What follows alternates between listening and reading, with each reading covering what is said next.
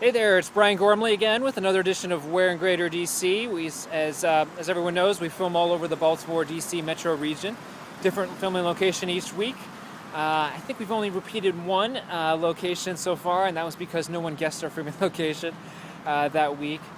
Give away some free tips and tricks, as well as a gift certificate to the first person who correctly guesses our filming location and sends that guest to support@cornerstonepropertiesHomeInfo.com. Don't forget, we negotiate for free for homeowners and agents alike short sales. So if you're interested in getting your short sale approved and not getting charged anything, send us an email as well, support@cornerstonepropertiesHomeInfo.com. So this week we're talking about deficiency judgments, how to minimize those things. And we talked about this topic before. Really, there are three ways to do that. Number one, obviously, packaging and escalating files. That's just making sure that you aren't setting yourself up to get a deficiency request. Deficiencies, of course, are the difference between what's owed on the property and what the lender nets as a result of the short sale. That could be in the form of a lack of a waiver of deficiency, could be a promissory note, could be a cash contribution. Number two is, so we talked about number one before. Number two is structuring the deal in a creative way. We would do this on every deal that we can, so as to minimize the contribution from the seller, squeeze more money out of the deal without the lender really knowing it. They think that they're getting more money than they otherwise would, but at the end of the day, they're just paying themselves. So that's a neat and creative thing if you can pull that off, and we do try to do that on most every deal. And then number three, and this is where we really want to focus today, is negotiating unsecured promissory notes. So here's how that goes. You've got a deficiency judgment, a potential for deficiency judgment. The lender hasn't taken any action yet.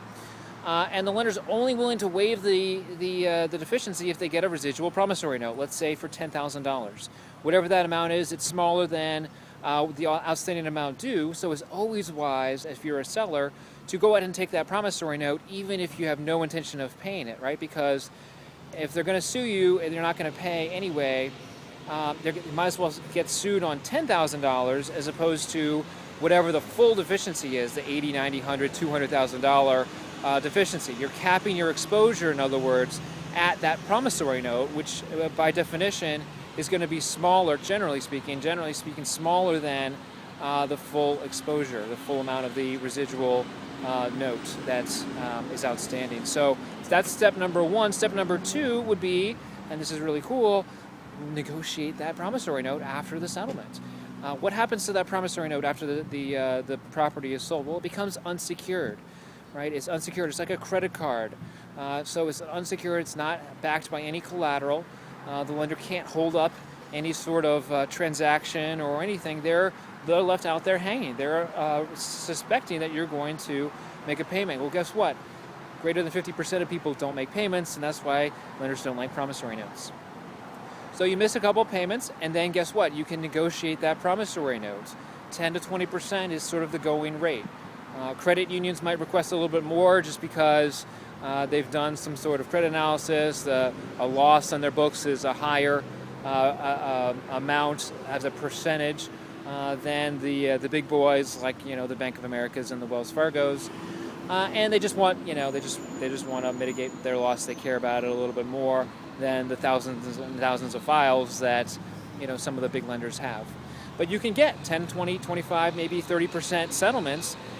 So on a $200,000 deficiency, maybe you get that reduced to $10,000, huge amount of debt waived, and then you pay $2,500, $3,000 to settle it in a couple months. I don't know about you, but if someone wanted to give me $200,000 and have me pay back $2,500 of that, even $5,000 of that, I'd take them up on it every single day of the week.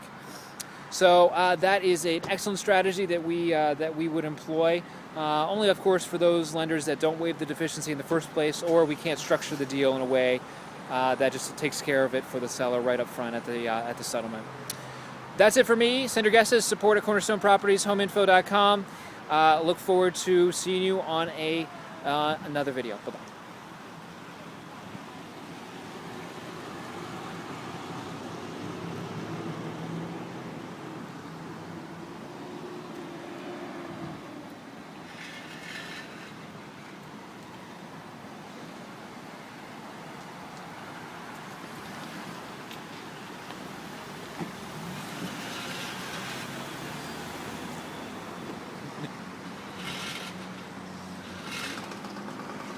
Oh, sorry, one more thing. We want the city here as well, not just the building, since the name of the building is pretty plain to see. Tell me where we're filming, not just the location in terms of the actual physical structure, but also the postal city. Okay, talk to you later. Bye.